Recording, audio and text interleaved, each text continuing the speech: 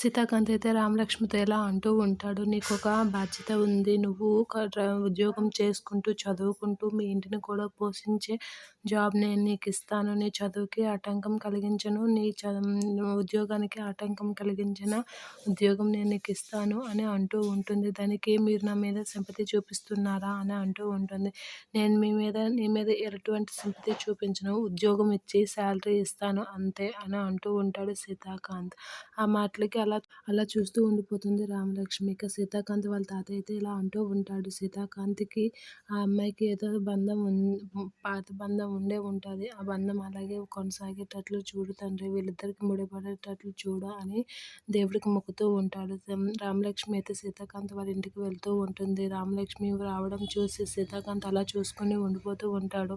ఏంటి ఇంత పెద్ద ఇంట్లో నేను జాబ్ చేయాలా అని అయితే రామలక్ష్మి అయితే అలా చూసుకుంటూ ఉండిపోతూ ఉంటుంది.